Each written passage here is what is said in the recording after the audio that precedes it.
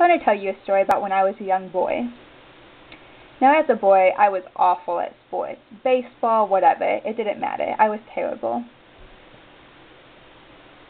Now, my school had a baseball team. You know, it's called Little League, where young boys play.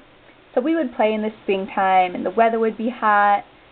We'd have our uniforms on, and I'd stick my head on and kind of saunter out onto the field with my bat swung behind my back. So, you know, you had the bleachers that were filled with people and the dugouts on each side of the field, and then the field itself. In the middle of the field would be the pitcher's mound, and then, of course, the 4 bases around. Now, out behind the field, in the grassy area, there was an uphill slope. And then there were trees kind of outlining the back of the field. So the outfield was behind all the bases, and it kind of would go uphill as you walked into the outfield. So my team was really awful. We stunk. And I'd get up there to hit the ball, and they would just fly past me. I couldn't hit a thing. Now, there was a boy named Jake, and he was super skilled. So one time he came up to me and kind of tapped me, and I was like, what? And he told me that I just needed to relax to just enjoy the sport. And he said, I want you to envision that ball. You can control that ball. And I said, how? And he said, I want you to watch that pitcher, keep your eyes on the ball, and envision it coming towards you in slow motion. He said, you can do it. You're like Star Wars, how the Force is inside of you. It's just like that. So I kind of watched him, and I was like, okay, I can do this. I was a little bit nervous, but I walked up to the batting mound. And, you know, the catcher's there, chewing on gum, slapping his hands, and throwing signals out to the pitcher. Then in the middle of the field is the pitcher. And he's getting ready to throw that ball, and I'm getting ready to hit it with my bat.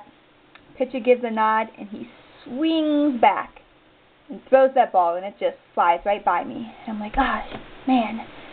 So I rub my hands together, and I'm like, okay, I got this. I can do this. So the catcher throws the ball back to the pitcher, and I get ready to hit it again. And I look over at Jake, and he's giving me this thumbs up, and I'm like, okay, I can do this. So I grab that bat, and I think to myself, envision the ball in slow motion. So the pitcher throws the ball towards me, and I'm watching it come towards me, and it goes right by me, but I think I saw it in slow motion. So I'm like, okay, 3rd time, I got this. So the catcher throws the ball back to the pitcher, and I once again take my stance. And I am like in the zone, focused on that pitcher, so ready to hit this ball. So the pitcher's breathing heavily. He gets ready, throws that ball behind him, releases the ball, and I'm starting to swing my bat forward, and that ball is coming towards me. You know, it starts out small, and then it's getting bigger, and it's rotating towards me in slow motion. And then it's like it stops, right in front of me, frozen in time. And I stand there with my bat in hand. And then I swing it and crack the ball. And the ball starts spinning quickly out into the outfield. It hits on the ground and then bounces and rolls a little while. And I'm sitting there, mouth open. I looked over, and Jake's yelling at me, telling me to run.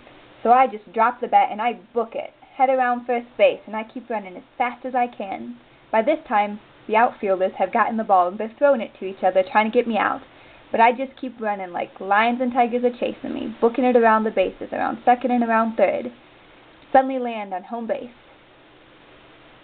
And the referee calls me safe.